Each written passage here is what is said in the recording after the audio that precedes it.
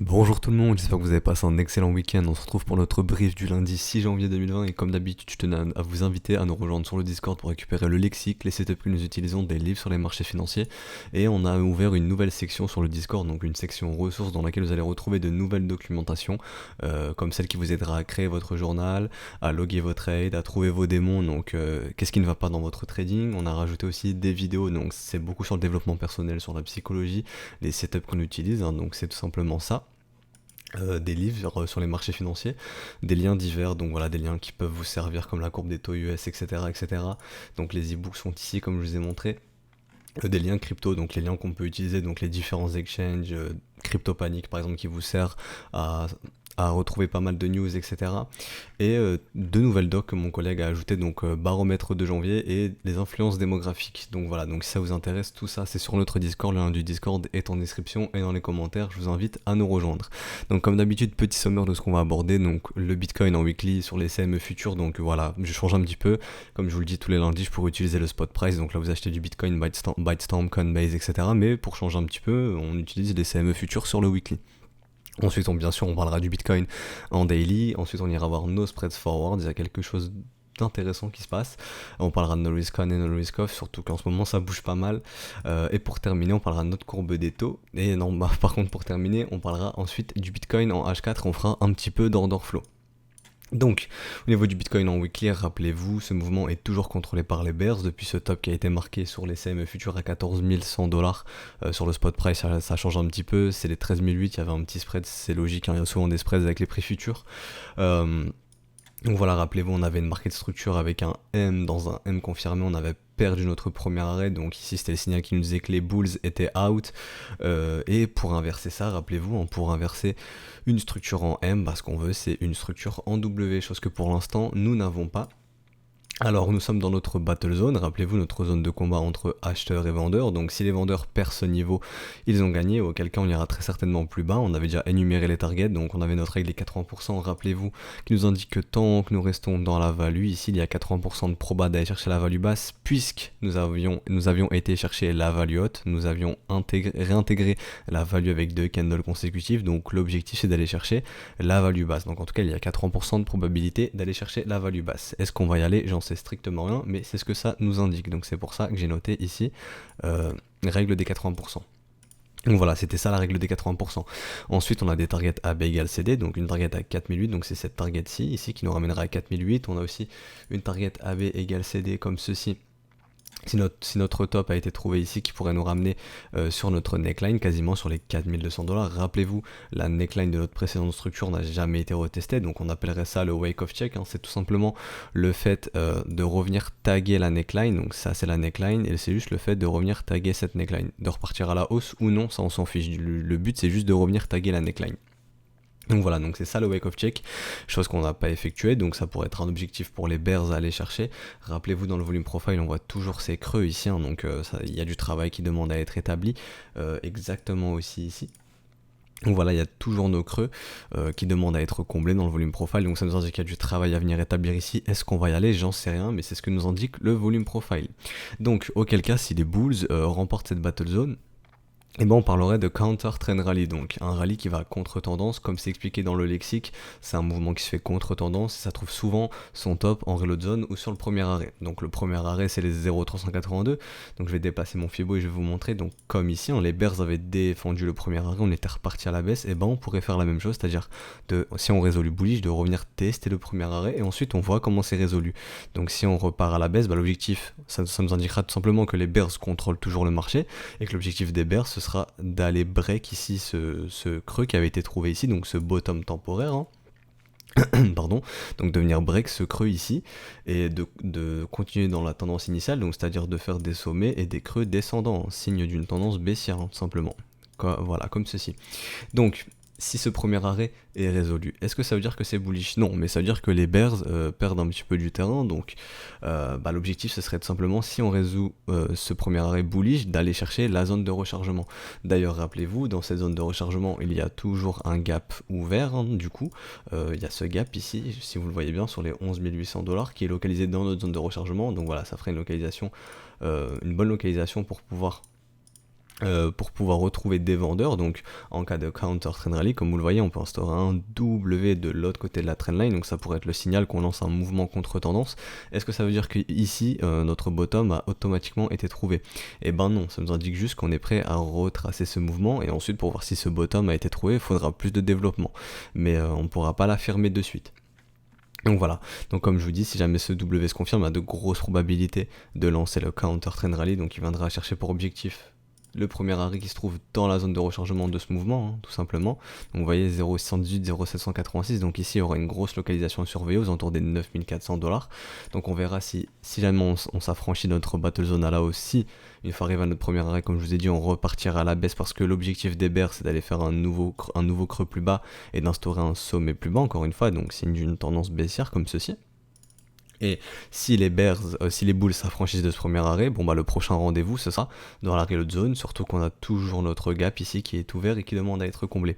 Comme ce gap qui est toujours ouvert, je vais le noter, ce sont les corps de chandelle qui comblent les gaps, ce ne sont pas les mèches, donc on a toujours notre gap qui est ouvert ici, donc ça ferait du sens de revenir sur les 6430$ et de venir combler ce gap une bonne fois pour toutes. Donc voilà, donc c'est ce qu'on va surveiller au cours des prochains jours.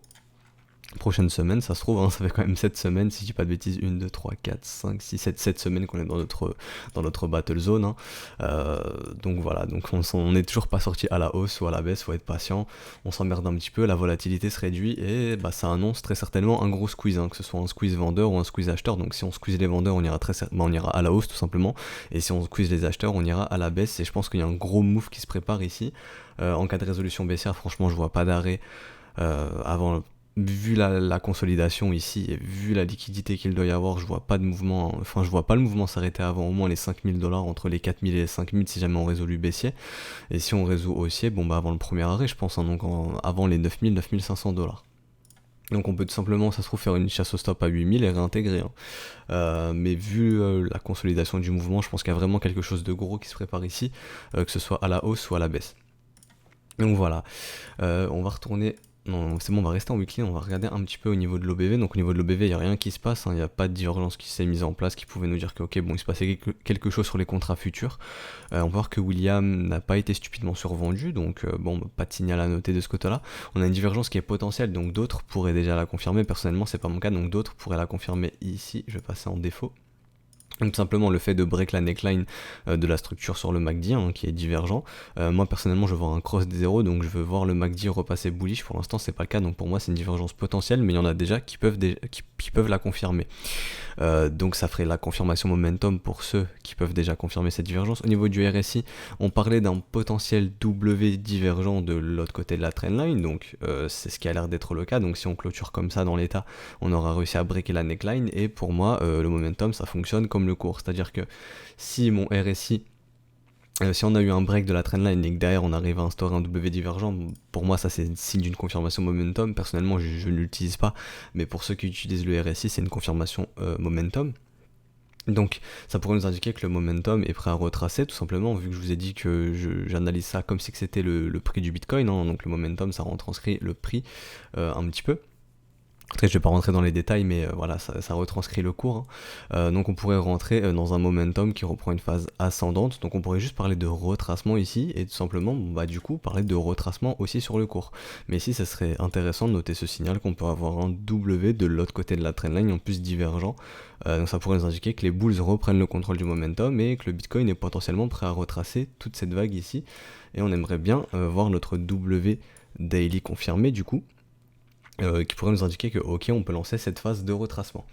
Donc je vais repasser en weekly. Donc ça c'est pour ceux qui utilisent le RSI.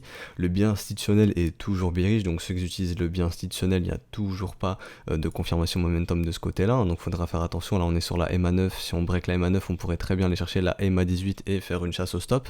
Ça se peut, donc sortir tous les bears ici, chasser le stop des bears. Donc voilà, faudrait faire attention comme on l'avait fait ici. Je vais repasser en daily, mais rappelez-vous, on avait été chasser le stop des bulls ici, on était descendu un petit peu plus bas et hop, on avait réintégré immédiatement. Donc on pourrait faire exactement la même chose du côté des bears, donc aller au-dessus des 7960$, donc par exemple les 8000, 8100 et hop, réintégrer. Donc c'est pour ça, faudra faire attention, et pour avoir une confirmation, une vraie cassure, on voudrait une cassure confirmée avec des clôtures et une cassure franche, pas de simple mèche comme on l'a fait ici. Donc voilà, donc on a abordé les confirmations momentum, etc. Donc rappelez-vous, pour les investisseurs, le signal c'est le W weekly. Pour l'instant, est-ce que vous voyez un W weekly? Bah non, le W weekly, le dernier qui a été donné était ici. Ici, on n'est pas dans un W weekly, on restera dans un V parce qu'on a été faire un second creux plus bas. Donc ici, c'est pas un W, ça reste du V. Donc, est-ce que ça pourrait nous indiquer que le bottom a été posé? Bah non, nous ce qu'on va voir c'est un W weekly pour inverser la tendance. Pour l'instant, c'est pas le cas, donc on resterait sur du V. Donc pour les investisseurs, le signal à attendre, c'est le W weekly. Pour les autres, donc pour ceux qui traitent les smiling setup, etc., etc. Donc rappelez-vous, nous on aime bien avoir trois raisons. Donc la première, la localisation, deuxièmement la confirmation momentum et ensuite la structure. Donc sur MACD, personnellement j'ai pas ma confirmation momentum. Pour ceux qui utilisent le RSI, bon bah cette semaine vous allez savoir si vous l'avez. Le momentum ça attendra un petit peu plus longtemps je pense. Enfin en tout cas pour MACD ça attendra un petit peu plus longtemps. Et la structure, on n'a toujours pas de structure, donc voilà. Donc si on descend sur du daily par contre, on peut voir que la confirmation momentum, on l'a eu, hein. Ici on a une divergence qui est confirmée en daily. Pareil sur le RSI, on a un W de l'autre côté de la trendline. Donc là c'est du weekly, donc c'est mal ajusté, mais rappelez-vous on est de l'autre côté de la trendline, on avait fait notre W et on continue d'avoir un momentum qui est ascendant. Donc on en parlera un peu après sur le spot price. Donc voilà, c'était juste pour vous parler de ça, donc vous dire qu'en daily, en tout cas, on a les confirmations momentum et il manque plus que la structure. Donc personnellement, je suis assez exigeant. Je veux que la neckline de mon W, vu que c'est ce que j'achète la neckline du W, je veux qu'elle soit dans la reload zone. Malheureusement, elle n'est pas dans la zone de rechargement, on est un peu au-dessus, donc pour moi, c'est un trade qui ne peut pas être pris. Voilà, c'est mes exigences personnelles, mais ça m'empêche pas de voir la structure et de me dire que ok, le Bitcoin peut lancer le rallye contre tendance. Hein. C'est pas parce que je ne prends pas le trade que je vais être biaisé et me dire non, non, ça doit pas monter, ça doit baisser, je peux pas prendre le trade, non, Bitcoin ne doit pas monter. Ça c'est des erreurs que vous faites au début, des erreurs de novice quand vous n'avez pas d'expérience. Vous dites putain mon setup il est pas là, donc non ça peut pas monter. Mais si ça peut monter, c'est juste que vous ne pouvez pas acheter parce que ça ne correspond pas aux conditions de marché que vous attendez. Vous n'êtes pas à l'aise d'acheter ce marché parce que vous n'avez pas vos conditions, mais je vois à l'analyse, quand j'analyse le marché, je vois que si ce W se confirme, on peut avoir un rallye contre tendance et que le Bitcoin peut monter sans moi. Voilà, donc ça vient avec l'expérience. Donc c'est pas pour autant que je vais FOMO, etc. C'est mes exigences personnelles, pardon, comme je vous ai dit.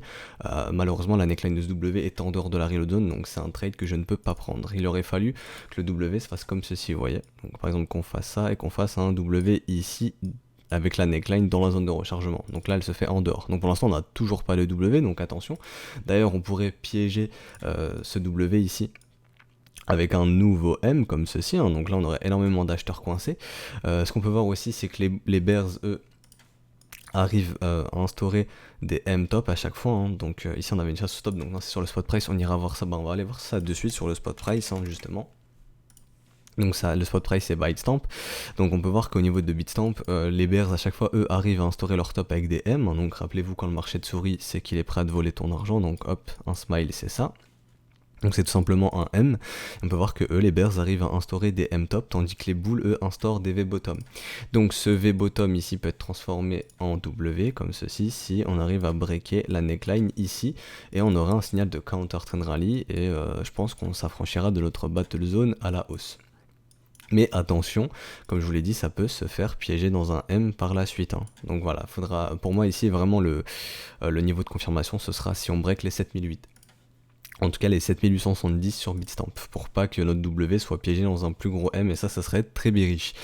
Donc voilà, donc c'est exactement pareil, hein, de ce qu'on a expliqué sur les contrats futurs, hein. Donc rappelez-vous, si on s'affranchit à la hausse, premier arrêt ou zone de rechargement de ce mouvement ici, hop, hein, qui arrive sur notre premier arrêt, ensuite la zone de rechargement ici de vente, donc voilà, toujours dans notre basal zone, les targets sont les mêmes, notre garage jaune ici qui target entre les 5004 et les 5000 $ environ, nos targets AB égale CD, les mêmes creux dans le volume profile, etc. etc. Donc au niveau de nos spreads forwards, on peut voir que là le prix commence à monter et eux nos spreads commencent à diverger un petit peu. Donc voilà, c'est assez intéressant de noter ça, on attendra de voir s'il y a un M qui va se mettre en place, donc là je vais passer en candle pour voir. Donc voilà, on essaiera de voir s'il y a un M qui peut se mettre en place, donc je vais repasser en area, un M qui peut se mettre en place ici, on peut dire que ok bon, on peut potentiellement repartir sur des spreads baissiers, donc voilà, ça serait intéressant de noter ça, donc essayer de repasser sous backwardation, hein, donc avoir une offre supérieure à la demande, dans un mouvement haussier on veut voir des spreads haussiers, dans un mouvement baissier on va voir des spreads baissiers, et quand il y a des divergences qui se mettent en place, c'est qu'il y a quelque chose qui se passe justement. comme je vais vous montrer. Rappelez-vous, donc ça c'est ça, en jaune, ce que vous voyez c'est le cours du Bitcoin, hein, donc ça c'est le cours du BTC, et vous voyez ici le BTC montait mais nos spreads eux baissaient, donc là ça nous indiquait qu'il se passait quelque chose et on a instauré notre M-top sur nos spreads et du coup ça a instauré notre top sur le Bitcoin, donc là il se passait vraiment quelque chose entre la demande et l'offre. On peut voir que petit à petit l'offre prenait le dessus sur la demande, il faut voir que par la suite on est passé du coup en backwardation. Donc voilà, donc c'est ce qu'on pourrait observer. Si on commence à voir le prix du BTC continuer de monter, essayer de résoudre ce W, mais que nos spreads descendent, bon bah on pourrait se dire ok, il se passe quelque chose, faut faire attention. Donc pour l'instant il n'y a rien, il n'y a pas vraiment grand chose à notifier, mais c'est ce qu'on surveillera au cours des prochains jours. Ethereum c'est la même chose, on voit le cours qui monte un petit peu mais nos spreads eux qui baissent. LTC c'est la même, donc rappelez-vous, des spreads haussiers c'est pas suffisant. Nous maintenant ce qu'on veut voir c'est le W sur le prix. Tant qu'on n'a pas de W, bon bah c'est bien beau d'avoir des spreads haussiers, mais ça engage rien. Donc au niveau de No Risk On et Risk Off, bon je vais pas vous expliquer, enfin je vais pas vous parler de ce qui s'est passé récemment entre les États-Unis et l'Iran, etc. On s'en fiche un petit peu, on est juste là pour parler des charts. Mais on peut voir que No Risk Off, du coup on le vend en poupe, hein, que le yen a transformé son V-bottom en W, que le gold enchaîne les W dans les W, qu'il a vraiment le vent en poupe. Pareil pour les bonds, hein, on va essayer d'instaurer ce W très certainement ici. Et ce qu'on cherche, rappelez-vous, sur No Risk On, c'est des M-top.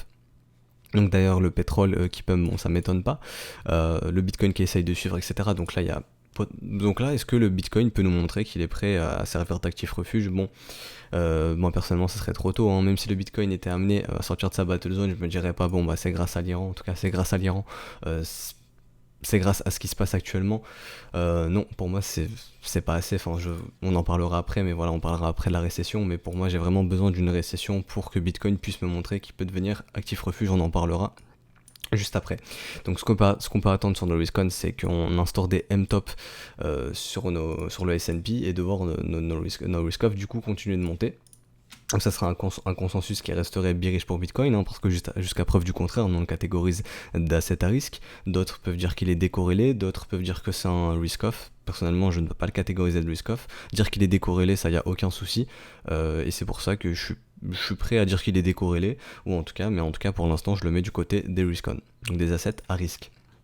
Pourquoi? Parce que c'est un actif qui est très récent, très volatile, très peu liquide, il n'y a pas encore de vrais ETF, etc. Donc pour moi je ne peux pas le mettre du côté des risk-off, mais en tout cas je serais prêt à changer d'avis prochainement, et on va en parler de suite. D'ailleurs on va en parler, donc qu'est-ce que c'est ça? Donc ça c'est notre courbe des taux. Donc ici vous avez les taux à long terme, ici vous avez les taux plus court terme, donc on estime que l'économie est saine entre guillemets tant que nos taux long terme sont supérieurs à nos taux court terme, et là c'est le cas, nos taux long terme sont supérieurs à nos taux court terme. On voudrait surtout pas voir ce qui s'est passé ici, c'est-à-dire que là, nos taux long terme commençaient à passer sur nos taux court terme, donc ça c'était nos taux à 3 mois, ça c'était nos taux à 30 ans, donc on commence à avoir une inversion et ça a automatiquement été rejeté, on a retrouvé des taux long terme haussiers et des taux court terme baissiers. Voilà, on n'aimerait pas voir ça, on n'aimerait pas voir nos taux court terme monter comme ceci et de voir nos taux long terme baisser. Donc ça serait signe de récession. Donc en cas de récession, on ne cherche plus à acheter des assets à risque. Donc les assets à risque seront amenés à être vendus, se feront démonter. On pourra potentiellement parler de crash sur le de crack sur le S&P, sur les assets à risque, hein, donc sur les actions, donc sur Apple, etc., etc. A contrario, tant que nos taux long terme sont supérieurs à nos taux court terme, bon bah y a pas à s'inquiéter. Donc est-ce que ça veut dire qu'on ne peut pas avoir de récession si on n'a pas une inversion de ces taux? Bah non, la récession elle peut arriver, mais en tout cas d'après notre courbe des taux, la récession elle est pas imminente. Donc si jamais on a nos taux long terme qui passent en dessous de nos taux court terme, si on a une inversion, là on aura un signal de récession imminent, donc on estime ça à 6 mois et on ne cherchera plus à acheter des assets à risque. Acheter des assets à risque en cas de récession, c'est très très très dangereux. Et c'est pour ça que en cas de récession, j'aimerais voir si Bitcoin peut se comporter comme un gold, hein, parce que lui il a fait ses preuves, le gold c'est un actif refuge, donc en cas de récession, le gold devrait monter énormément. Et est-ce que Bitcoin suivrait le gold? Auquel cas, si c'est le cas, que la récession est extrêmement bullish pour Bitcoin, je serais prêt à basculer le Bitcoin de nos assets à risque et je serais prêt à le basculer du côté du gold. A contrario, si le Bitcoin si le Bitcoin se fait démonter comme les assets à risque, et ben je le laisserai du côté des risk-on. Donc voilà, est-ce qu'en cas de récession, ça va être bullish ou bearish pour Bitcoin? Bah là est la question, et si c'est bullish, bah comme je le dis, je serai prêt à le passer aux côtés des risk-off. Donc pour l'instant, au niveau de notre courbe des taux, il n'y a pas d'inversion, donc il n'y a pas de risque de récession imminente. On estime que l'économie, en tout cas l'économie américaine est saine, et l'économie américaine drive le monde entier. Donc voilà. Donc au niveau du Bitcoin en daily, on va aller voir un petit peu au niveau de l'OBV, donc je vois rien à notifier. Au niveau des volumes, voilà, on avait retrouvé des volumes acheteurs, rappelez-vous, quand on était sur le bas de la battle zone, je disais que j'aimerais bien retrouver des volumes vendeurs, chose qu'on n'a pas trouvé, donc les acheteurs en ont profité. Il n'y a rien à notifier du côté de William. On parlait que la divergence pouvait être avalée si on buste ce creux, donc pour l'instant pour moi c'est une divergence qui est toujours d'actualité, d'autres pourraient attendre un M sur le momentum pour justifier le fait que cette divergence est avalée. Personnellement je préfère avoir un break de mon creux qui marque ma divergence, donc pour l'instant c'est pas le cas. Donc si on perce ici sur le momentum, cette divergence sera avalée, mais pour l'instant cette divergence est toujours d'actualité. Au niveau du RSI, rappelez-vous, je vous disais que les bears reprenaient le contrôle du RSI. Étonnamment, les bulls ont réussi à inverser ça, donc on trouve un momentum qui est haussier. En tout cas, on continue de faire des creux et des sommets ascendants, donc les bulls contrôlent le momentum sur le RSI. Je m'attendais personnellement à revoir un nouveau W pour inverser ça. Bon, ils ont inversé ça avec un V, mais au final on a vraiment un RSI qui est ascendant, donc voilà, les bulls ont vraiment une carte à jouer, et je pense que les bulls ont leur carte à jouer pour essayer de sortir de cette battle zone à la hausse et de nous imprimer ce W qui pourra lancer le rallye contre tendance. Donc voilà, on va aller un petit peu au niveau du Bitcoin en H4. Donc on peut voir qu'on est dans notre zone de rechargement, donc toujours la même chose, hein. Ici le sentiment, rappelez-vous quand je vous disais, si on retourne en reload zone et que le sentiment est très en reload zone d'achat et que le sentiment est très bear, je serais pas étonné de voir le marché prendre à contre-pied tout le monde. C'est ce qui s'est passé. Donc ça reste du V, on reste sur du V bottom ici qui pourrait être transformé en W si on fait ça comme ceci. Donc si c'était un V qui pourrait être transformé en W. Rappelez-vous notre règle des 80%, donc je vais essayer de la retrouver un petit peu. Donc voilà, on disait que les bulls devaient garder le cours dans la value, chose qu'ils ont réussi à faire parfaitement. Ils ont maintenu la reload zone, le cours dans la value, donc il y a cette règle des 80% ici qui varie un petit peu. Donc voilà, tant que le cours reste dans la value, il y a 80% de proba d'aller chercher la value haute, donc les 8700$. Si les bulls perdent la zone de rechargement et la value, cette règle s'annule et on reviendra très certainement chercher ce V bottom. Et si ce V-bottom ne tient pas, on ira chercher plus bas, on aura potentiellement un autre signal qui nous indique qu'on sort de notre battle zone. Donc d'ailleurs je vais faire un sondage, je le ferai soit sur YouTube, sur la vidéo, ou dans l'espace communauté, donc n'hésitez pas à aller répondre à ce sondage, donc ce sera le même que la semaine dernière.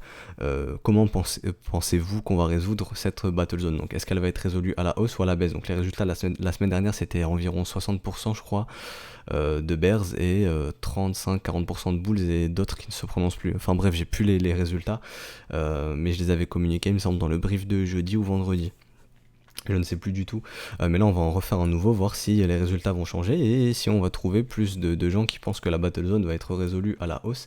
Et rappelez-vous, comme on le disait au niveau de la psychologie, là le marché attend juste de voir si la majorité est acheteuse ici, l'opération gagnante c'est d'aller les squeeze, donc d'aller plus bas, et si la majorité est en vente et vendeuse, et l'objectif ce sera d'aller les squeeze, donc de pump, tout simplement. Donc bref, on va reparler un petit peu technique. Donc voilà, notre règle des 80% est ici, toujours d'actualité, aux alentours des 8700-9000$, ça dépend de comment vous placez votre charte. Maintenant on est dans la zone de rechargement de notre battle zone, donc ce serait normal de trouver des bears ici, pour l'instant ils ne se montrent pas. Donc voilà, on est sur le haut de la battle zone, ici c'est pas une localisation de longue bien entendu, on cherche des shorts, ça veut pas dire que le marché ne peut pas break à la hausse. Voilà, donc on pourrait aussi faire une chasse au stop, on en cherchait notre premier arrêt. Donc pour l'instant j'ai pas de setup qui me permette de trade le BTC, donc je ne trade pas, j'attends de voir ce qui va se passer tout simplement. Moi je suis juste là pour vous faire l'analyse, hein. Je suis pas là pour vous dire ça va monter ou ça va descendre, mon rôle c'est pas de faire la prédiction de prix, c'est pas ça le rôle des traders. Le trader c'est juste de trouver des conditions de marché qui lui permettent d'acheter ou de vendre en étant rationnel et en suivant son plan. On s'en fiche de se dire ok est-ce que le bitcoin demain il va être à 8000, à 9000, etc. Donc ce qu'on veut c'est juste des conditions de marché qui nous disent ok je peux acheter ou je peux vendre, et ça se fait avec la localisation, la confirmation momentum et la structure. Donc d'ailleurs, on voit que William est stupidement suracheté, donc voilà, c'est pas le moment d'acheter. Donc ici on attendrait de voir des divergences, en tout cas une confirmation momentum, donc localisation de short, donc on cherchera des confirmations momentum baissières. On peut voir que le RSI lui, le momentum sur MACD commence à diverger à la baisse ici, donc personnellement pour confirmer ça j'aimerais avoir un cross des zéros, d'autres peuvent dire que c'est déjà confirmé puisqu'on break la neckline des M qui sont en train de se créer. Donc voilà, une potentielle divergence ici, moi j'aimerais bien avoir un cross des zéros, donc vous savez, divergence potentielle, hop, petit tiré. Voilà, au niveau du RSI, ça peut être la même chose, hein. Le RSI n'arrive plus à faire de plus haut, on commence à instaurer des petits M, donc voilà, les bears commencent à se montrer sur le momentum, sur les RSI, et pour encadrer tout ça, ce qu'on aimerait bien voir, du coup, c'est un M, hein, tout simplement. Et ici, je pense potentiellement on pourrait repartir au minimum dans notre zone de rechargement ici, ou retester par exemple, revenir retester le bas de la battle zone, hein. Donc ça c'est ce qu'on pourrait attendre pour avoir un trade baissier, donc un short sur le Bitcoin. Donc rappelez-vous ici quand on avait notre M Shark Setup, donc pour rentrer dans le Shark Setup on disait que on traçait notre top, notre bottom et qu'on pouvait venir shorter la reload zone. Donc là il y a un Shark Setup qui est en cours, hein, donc ceux qui trade le Shark Setup, il y en a qui sont en train de shorter justement cette zone de rechargement ici. Donc voilà, je vois rien de plus à dire. En tant qu'on reste dans la battle zone, on restera dans la battle zone. Et il n'y aura pas de mouvement franc, on continuera de se faire chier entre les 7000 et les 6500, et c'est comme ça déjà depuis cette semaine, donc on aimerait bien avoir maintenant le mouvement directionnel. Donc on va faire un petit peu d'order flow. Donc on peut voir que depuis ce short squeeze, les gens ont énormément peur de... Déjà, il n'y a pas beaucoup de gens qui sont prêts à short, et on peut voir que la majorité est clairement acheteuse, hein. Donc l'open interest continue de monter, les prix montent. Lorsque le prix monte, il n'y a pas de squeeze qui se fait, en tout cas pas de gros squeeze, donc il n'y a pas de grosse liquidation. Donc on a du mal à sortir des bears malgré qu'on ait pété des sommets. Donc on peut voir qu'en ayant pété ce sommet ici, on a eu des petites liquidations, donc 6,5 millions, voilà, 6,5 millions de liquidations, c'est pas énorme, donc voilà, on est en train de chasser le stop des bears. On peut voir qu'ici le train est blindé d'acheteurs, donc est-ce qu'on va réussir à péter notre battle zone à la hausse avec un train qui est blindé d'acheteurs? J'en sais rien. Je pense que si on veut le faire, ici il faudra avoir un petit squeeze, hein. Faudra avoir un petit squeeze devant l'open interest clairement baisser, de voir de grosses liquidations acheteuses, hein. Donc le but c'est de sortir les acheteurs du train si vraiment le but c'est d'aller à la hausse. Si le but c'est d'aller à la baisse, là on va continuer de chasser les stops, hein. Donc on a été chasser les stops au-dessus de ce sommet. La prochaine chasse au stop elle se ferait au-dessus de ce sommet, hein, donc au-dessus des 7690$. Ensuite on aura les derniers stops ici à venir péter au-dessus de cette mèche, et les derniers stops, vraiment les tout derniers, à les péter au-dessus du sommet de notre battle zone, donc sur les 7870$, en tout cas sur BitMEX. Mais on voit pour l'instant qu'on n'arrive plus à sortir énormément de bears. La simple petite baisse nous fait sortir pas mal de bulls. Voilà, donc là on est en train de sortir un petit peu des bulls, vous voyez l'open interest descend, le cours descend un tout petit peu, donc voilà, donc ça faudra surveiller, mais pour l'instant la majorité a l'air d'être à l'achat, donc c'est tout le temps les mêmes patterns, hein. Zone de rechargement ici on voyait énormément de bears, hop ils se font squeeze, donc ici zone de rechargement, la psychologie passe vendeuse, en tout cas la majorité passe vendeuse dans une zone de rechargement d'achat, et zone de rechargement de vente, la majorité passe acheteuse, donc c'est tout le temps les mêmes patterns que je vois, donc voilà, faites très attention. Et ça c'est un autre outil qui me permet de voir les liquidations, et on voit qu'il y a énormément de liquidations sur BitMEX qui attendent aux alentours des 7600-7700$. Donc ici il y a pas mal de liquidations qui attendent, donc est-ce que les market makers vont aller chasser ces bears sur ces grosses zones de liquidation? J'en sais rien. Et ensuite on voit qu'il y a énormément de liquidations acheteuses on a énormément d'acheteurs à aller sortir aux alentours des 7200$. Donc voilà, un simple retour à 7000-7002 et ça nous suffirait pour chasser un maximum de bulls, et on pourrait pas potentiellement, si notre top a été trouvé ici, on trace notre zone de rechargement, et ici toutes ces liquidations pourraient servir aux acheteurs tout simplement à essayer de retrouver des achats en zone de rechargement, et par la suite nous instaurer un W dans un potentiel plus gros W, donc voilà, d'imprimer des structures bullish. Donc voilà, est-ce qu'on va aller chasser les bears? On va aller chasser les bears ici, hein, comme on le voit il y a énormément de liquidation. Est-ce qu'on va aller chasser ces bears pour ensuite aller chasser les bulls? Et voilà, on chasse tout le monde dans la battle zone, c'est le rôle des market makers, on va péter tous les stops et ensuite on essaie de résoudre cette battle zone. J'en sais rien, mais en tout cas zone de rechargement de vente, si c'est clairement pas le moment d'acheter, on est sur le haut de notre battle zone, c'est clairement pas le moment d'acheter. Les range traders, eux, qu'est-ce qu'ils sont en train de faire? Ils sont simplement en train de shorter le haut de cette battle zone. Donc le stop il se met au-dessus ici, hein, tout simplement, et ensuite il target 1, 2, 3 de risk reward, ça dépend, donc certains target un retour dans la borne basse, hein, donc zone de rechargement etc, donc ça fait des risk reward assez intéressants, 2, 3, voilà. Il y en a qui vont trader les chasses au stop, donc ceux qui vont essayer de shorter tout simplement les stops ici, donc ça c'est notre stratégie à trader, c'est très dangereux. Enfin, moi je trouve que c'est très dangereux, après ça dépend de vous, si vous avez des stratégies faites-le, personnellement j'en ai pas. Et il y en a d'autres qui attendront gentiment d'essayer de racheter le bas de cette zone de cette battle zone, tant qu'on n'aura pas de sortie franche, donc de mouvement directionnel. Donc voilà, on va s'arrêter pour aujourd'hui, on aura fait un petit peu d'order flow, etc. Donc le lundi c'est vraiment consacré au Bitcoin. Demain on parlera un petit peu des alts, donc comme j'avais partagé dans le Bitcoin, il y a des choses intéressantes qui se passent sur les alts. Par exemple j'avais partagé Binance, j'avais partagé Dash, Donc on peut voir que Dash nous a fait un bon petit W ici, donc on avait les confirmations momentum, etc. Donc on pourra en parler demain. Donc voilà, c'est ce on aimerait bien voir sur le Bitcoin hein, pour lancer un counter trend rally.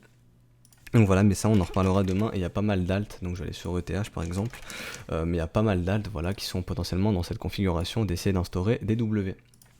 Donc voilà, on parlera de ça demain sur les altcoins de Smiling Setup et de Counter Trend Rally.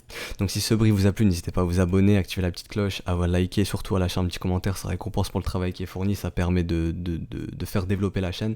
Je vous rappelle, rejoignez-nous sur Discord, hein, il y a vraiment du bon contenu, tout est gratuit, je le répète, vraiment tout est gratuit, vous avez juste à venir.